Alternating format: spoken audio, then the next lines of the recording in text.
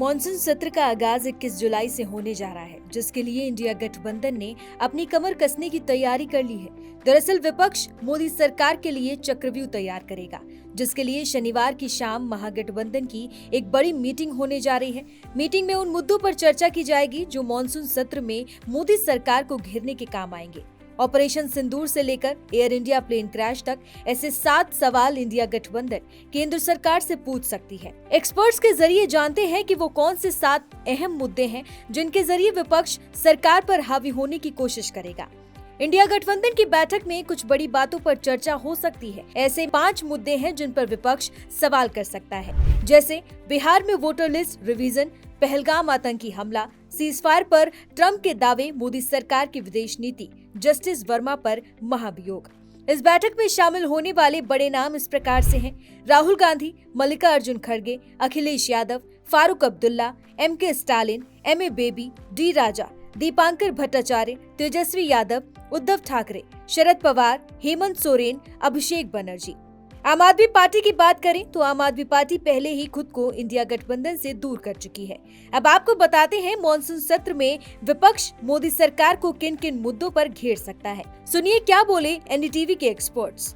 सत्र में विपक्ष सरकार पर गरजने के साथ बरसने भी वाला है। कई ऐसे मुद्दे हैं, खासकर पहलगाम और उसके बाद ऑपरेशन सिंदूर। ऑपरेशन सिंदूर के बाद अमेरिकी राष्ट्रपति का बयान कि उन्होंने भारत और पाकिस्तान के बीच मध्यस्थता कराई। साथ में अभी ताज़ा बयान जिसमें ट्रंप ने कहा कि 5 फाइटर जेट गिराए गए थे। किसके गिराए थे ये नहीं कहा, लेकिन कुछ सैन्य अधिकारियों के भी बयान इसी तरह के आ चुके हैं। इस पर विपक्ष जो है जरूर सरकार को घेरेगा। साथ कर विदेश मंत्री के भी कुछ बयान है, उसको लेकर भी विपक्ष जो है सरकार पर हमलावर रहने वाला है।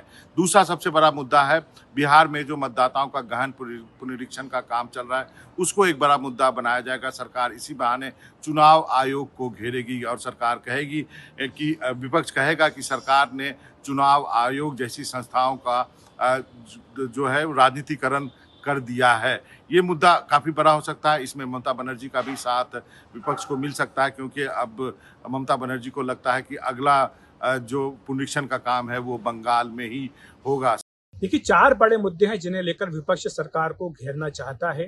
वो चाहे राष्ट्रपति ट्रंप के बार बार भारत और पाकिस्तान के बीच मध्यस्थता करने के दावे वाले बयान हो, या ऑपरेशन सिंदूर को लेकर विपक्ष की ओर से सरकार से कई सवाल, जिसमें कि भारत को क्या नुकसान हुआ, भारत में आखिर क्या कारण था कि भारत को सीज फायर करना पड़ा, और साथ ही भारत ने क्यों इसमें जो पहलगाम आतंकी हमला हुआ इसको नहीं रोक पाए, क्यों इंटेलिजेंस फेलियर हुआ। इन तमाम मुद्दों को लेकर विपक्ष सरकार को घेरना चाहता है।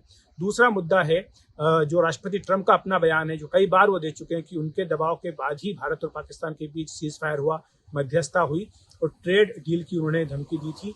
इसी कारण दोनों पक्षों को साथ आना पड़ा।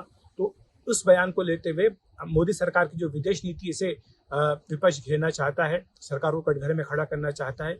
तीसरा मुद्दा जो होगा वो होगा बिहार में मतदाता सूची का पुनरीक्षण का अभियान। उसको लेकर के विपक्ष के मन में कई सवाल हैं, कई शंकाएं हैं, इसे लेकर भी वो सरकार को घेरना चाहेगा।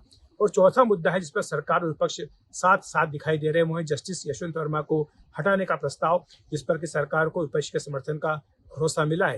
हालांकि सरकार अपनी ओर से कह चुकी है कि वो ऑपरेशन सिंदूर पर चर्चा करने के लिए तैयार है। ऑल पार्टी मीटिंग में भी ये बात रखी जाएगी। रक्षा मंत्री राजनाथ सिंह ऑपरेशन सिंदूर पर बयान दे सकते हैं, जिसके बाद सदन में चर्चा हो सकती है। तो सरकार ये कह रही कि वो इस मुद्दे पर चर्चा के लिए तैयार है। तो अब देखना होगा कि विपक्ष इस बात पर राजी होता है या नहीं।